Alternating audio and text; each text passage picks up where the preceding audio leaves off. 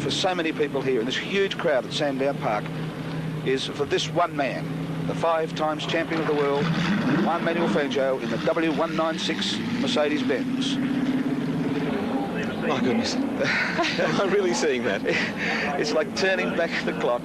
The same Herbie Johnson helmet, the same goggles. He wanted to race in the short sleeve T-shirt that he always raced in, but unfortunately regulations require that he wore long sleeves, such as the white coverall. He has a full FIA competition licence, which he's kept. So he is as much of a full licence holder as any driver here today. Getting very close to the start. The flag is up, and they are racing, and I mean racing. This is not a demonstration. This is a race. The fourth car, of course, is the Maserati 300S of Bob Jane, another classic world car. Running through first, as one would expect, because Brabham's car should be the equal of Fangio, the equal of Fangio's car, of course. And the W196 going in underneath Jack Brabham, and the whole commentary team shook its fingers in a very Italian gesture to say, "Oops, that was very, very close." I understand Fangio made it very clear that he has not come to do a demonstration drive. He has come to race. That's exactly right. They're his very words. He was asked to come and do a demonstration drive, and he said, "I will not demonstrate it. I will race it." And that's what he's proceeding. Down through the S's. With Jack not giving him an easy time of it. Bill Patterson behind, starting to get all tweaked up in the Cooper, just like he did in the old days. Getting the car sideways everywhere. The Mazda being a little more graceful because it is a little older. One of only 2 cars, such cars in Australia, and one of only about 8 in the world. But here we have it. Maestro through under the Dunlop Bridge for the first time. Cloud of cement smoke, cement dust from the previous accident. And you can listen to this sound, this marvellous Desmodromic straight 8 Mercedes-Benz 3 litres of fascinating car, technically so involved, so advanced for its time, and the Repco Brabham goes underneath. And that incredible mechanical noise.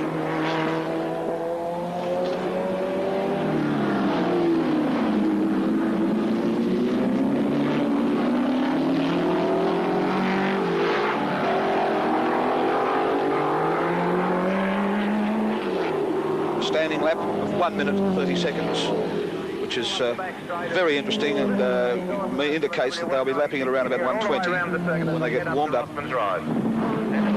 As one would expect, Graham, the Repco Brabham is a little quicker in a straight line, a little quicker through the corners. Well, it's got the benefit of 10 years development. It's a lighter car, nearly as powerful. There's a lot more rubber on the ground, smaller frontal area.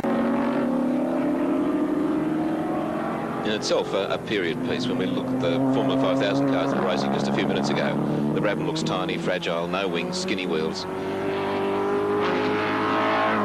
Yes, in fact, they're using those old-fashioned tyres with treads on them on these cars, of course, because the modern tyres are so wide. And you've got to remember the grandstand.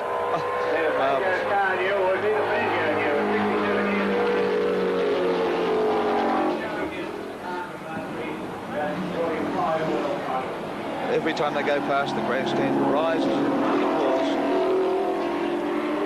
through the pits. The pits have stopped. They should be all back working on their cars for the Hang 10 race, and I don't think there's anybody in the pits doing any work on any car. They're all on the pit counter watching this memorable moment. You watch the way Fangio's hands sort of stroke the wheel. There's none of this long arm, one smooth movement. It's come around a little bit, baby, a little bit more, then off and off. And this enormous affinity with the machine. It's amazing stuff to watch. What a beautiful turn. Down through the S's. He's not mucking about, is he? The Maestro's not fooling around. He's really starting to make that car work.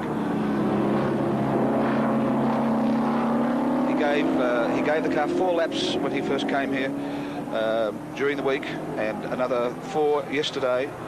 And they're the only laps he's driven in anger in this car, which he hasn't sat in for a couple of years at least. He's putting a wheel over the edge of the curve there. He's using all the road. Once again under the Dunlop Bridge. And here goes the grandstand, up again in applause. People leaping up and down. The Argentinians waving flags. They've gone past on the straight.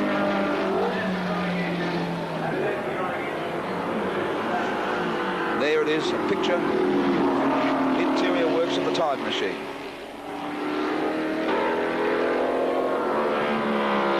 Very economical driver, I reckon. There's no waste of energy. Yes, no overcorrection.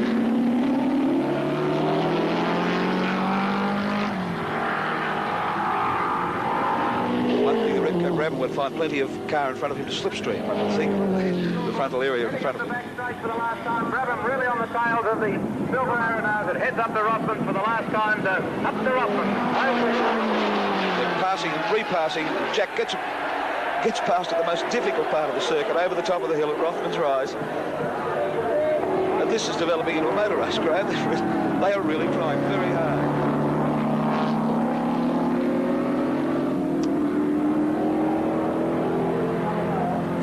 Sitting upright, you know, his head doesn't lean. Jack's, of course, the classic croucher, but Fangio sitting up there right over the apex that time. This is a good start. Where he's going to close the gap on the straight, I doubt, actually. Down to the finish line, around 3 times world champion Jack Brabham. There it is, there they are. Between them, they share 8 world championships. 2 unique men, 2 unique cars, a unique day here at Sandown Park. And there are the hardened, modern motor racing guys, the mechanics and the drivers themselves, all out of their cars, just to salute the maestro and Jack Brabham, who is almost in the same category as the great man, certainly the greatest Australian racing driver ever produced. Their fastest lap was 1:21.6, and that is just over 20 seconds outside the lap record. And I think 20 years outside. And 20 years outside. Is really something.